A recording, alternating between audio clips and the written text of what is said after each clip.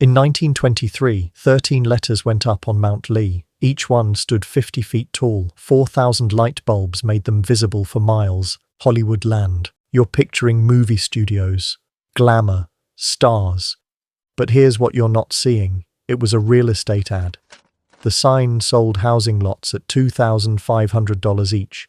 That's $45,000 in today's money for a patch of dirt in the hills. The pitch was simple. Orange groves, sunshine, a fresh start in California.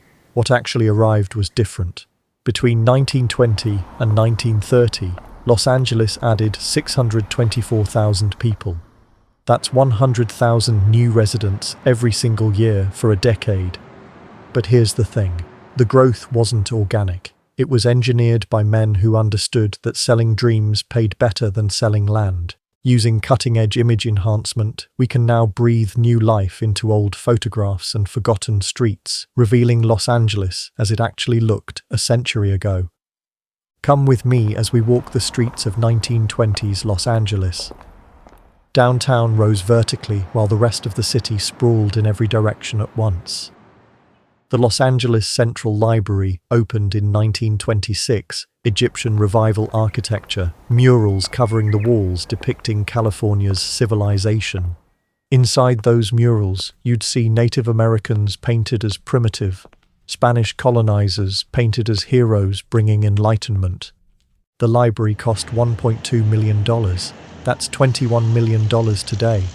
Meanwhile, developers carved the hills into subdivisions with names designed to sound expensive. Beverly Hills, Hollywood Heights, Windsor Square. The technique was mechanical. Buy cheap land outside city limits, grade it flat, plant palm trees, imported from elsewhere, not native to California. Sell lots at 400% markup. The palm trees were marketing. They screamed tropical paradise to Midwestern families fleeing winter. Property values followed streetcar lines. Developers paid the Pacific Electric Railway to extend the red car system to their subdivisions. The railway became the largest electric transit system in the world by 1925. Over 1,000 miles of track connecting beach towns, orange groves, and newly invented neighborhoods. But here's what nobody mentioned. The system was designed to sell real estate, not move people efficiently. Routes went where developers owned land, not where residents needed to go. Hollywood Boulevard transformed from dirt road to commercial strip between 1920 and 1925. Grauman's Egyptian Theatre opened in 1922. The premiere drew thousands. The architecture was fake Egypt, sphinxes, hieroglyphics, columns that never existed in any actual temple. The glamour was real money. The stars were mostly broke. Studios controlled everything. Contracts locked actors into 7-year terms. Salaries were fixed. Actors lived in boarding houses on Gower Street while playing millionaires on screen. The Hollywood Bowl opened in 1922 in a natural amphitheater in the hills. Symphonies under the stars. Tickets started at 25 cents. The point wasn't culture. The point was making the hills seem civilized enough to justify land prices in the developments above the bowl. Spanish Revival architecture exploded across wealthy neighborhoods west of downtown. Red tile roofs, white stucco walls, arched doorways, courtyards with fountains. None of it was authentically Spanish. Architects like Wallace Neff designed fantasy haciendas for oil executives and movie producers who'd never been to Spain. These weren't historical recreations. They were stage sets for the California dream.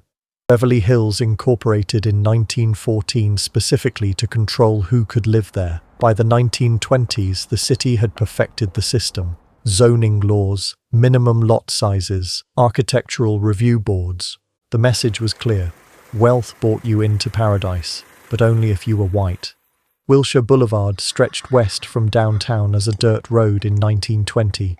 By 1929, it was paved, lined with department stores, and crowned by the Bullock's Wilshire Building. Art Deco perfection designed so shoppers could park in the rear and enter through the back, never touching the street. The wealthy didn't walk in Los Angeles. They drove. The car became mandatory. The Pacific Electric Railway, which had enabled the real estate boom, was already being undermined by the developers who'd profited from it. They wanted people buying cars, not riding trains. By 1925, Los Angeles had more cars per capita than any city in America. Traffic was already a problem. Parking was already a crisis. The solution was always the same: build more roads, widen more streets, pave more land. Central Avenue ran south from downtown through the heart of LA's black community. From First Street down to Watts, 20 miles of contained territory. This wasn't choice, this was policy. Restrictive covenants barred black families from buying property in 95% of Los Angeles. The contracts were explicit. No person of African, Japanese, Chinese, or Mexican descent shall use or occupy any building. The same language in Beverly Hills appeared in Boyle Heights, in Silver Lake, in every new subdivision developers carved from the hills. Black families were pushed into a narrow corridor east of Main Street. Landlords knew the math. They charged double what white tenants paid for worse conditions. Families of 6 lived in single rooms, shared bathrooms down the hall, buildings without heat, roofs that leaked when it rained. The rent ate half of every paycheck, but there was nowhere else to go. By 1920, the black population had grown to over 15,000. By 1930, it reached 38,000. The Great Migration brought families fleeing violence in the South, drawn by jobs in the rail yards, the ports, and domestic service. They arrived expecting opportunity.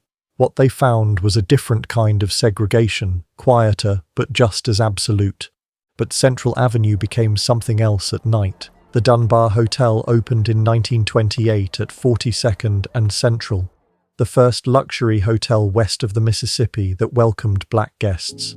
Duke Ellington stayed there. So did Billie Holiday, Count Basie, and Lena Horne when they performed in Los Angeles. The lobby had marble floors. The rooms had private bathrooms. The restaurant served until midnight.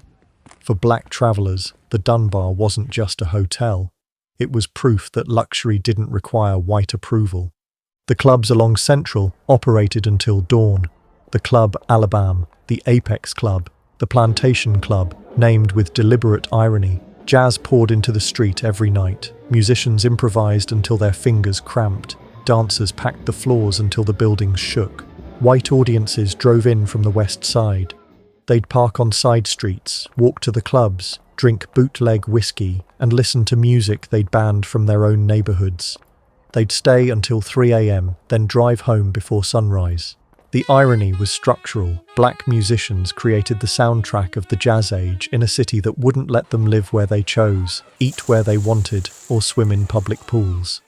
The California Eagle, LA's black newspaper, documented every restriction, every beating, every injustice the white press ignored. Charlotta Bass ran the paper from an office on Central Avenue. She printed the names of landlords who refused black tenants. She published the addresses of businesses that wouldn't serve black customers. She documented police violence when bodies turned up in alleys. The paper circulated throughout the West, encouraging migration while warning new arrivals what they'd face.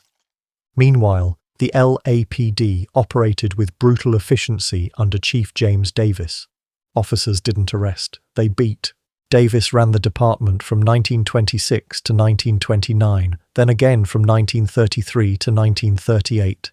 His philosophy was simple: keep undesirables out, keep troublemakers quiet, and don't ask questions about who paid you.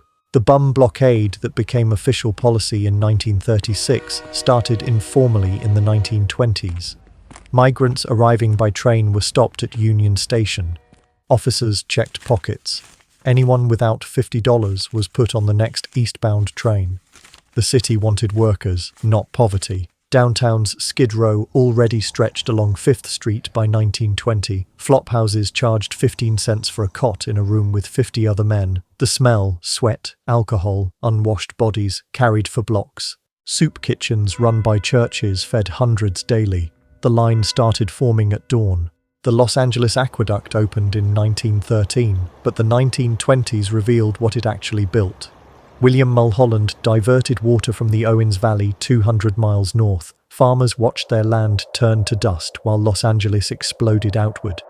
The water didn't go to homes first, it went to developers. Subdivisions in the San Fernando Valley needed water infrastructure before they could sell lots. A syndicate of developers bought valley land cheap in 1904 before the aqueduct route was announced publicly. When the water arrived in 1913, their worthless scrubland became prime real estate.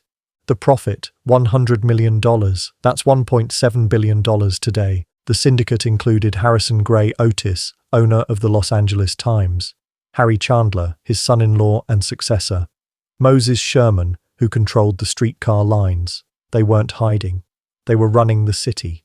Mulholland wasn't corrupt. He was a true believer who thought Los Angeles deserved the water more than farmers. He saw the valley and imagined a city. The farmers in Owens Valley were obstacles. By 1924, the valley was dying. Farmers dynamited the aqueduct in protest. Mulholland called them terrorists. The water kept flowing south.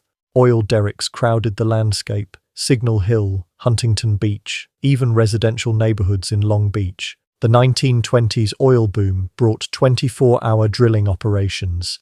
Derricks stood 100 feet from houses. The noise never stopped. The ground shook constantly.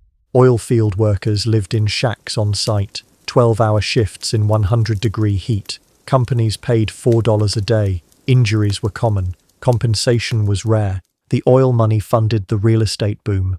The real estate boom funded more oil exploration. It was a closed loop that made a few men extraordinarily wealthy while everyone else fought for scraps. Prohibition turned Los Angeles into a smuggling hub. Rum-running boats landed on beaches from Malibu to San Pedro every night. The Coast Guard couldn't patrol 75 miles of coastline effectively. Speakeasies operated openly downtown. Everyone knew which doors to knock on. The password system was theater. The bribes were real. The LAPD took money from bootleggers, gamblers, and brothel owners. The mayor looked away. The district attorney prosecuted only the operators who didn't pay. Tony Cornero ran gambling ships anchored 3 miles offshore. The SS Rex, the SS Tango, technically in international waters. Practically untouchable. Water taxis ferried gamblers from shore. The ships had roulette, craps, slot machines. They operated until 1939 when the state finally moved against them. But the real corruption was structural. City Hall opened in 1928, 28 stories, the tallest building in Los Angeles until 1964. The observation deck offered views across the entire basin, from the mountains to the ocean. From downtown to the new suburbs sprawling in every direction. Standing up there, you could see what the city had become. A machine designed to convert land into money, water into property values, and people into profit. The 1920s established the pattern. Promise paradise, deliver profit, let everyone else fight for what's left. Los Angeles built itself on spectacular promises and structural inequality. The Hollywoodland sign lost its last 4 letters in 1949, but the lie it sold never faded. Every American city that boomed after learned from LA, sell the dream, hide the cost, move fast enough that nobody asks questions until it's too late. This was only 1 decade, and there is so much more to uncover. If you want to keep walking the forgotten streets of the 20th century, make sure you're subscribed. We'll see you in the next city.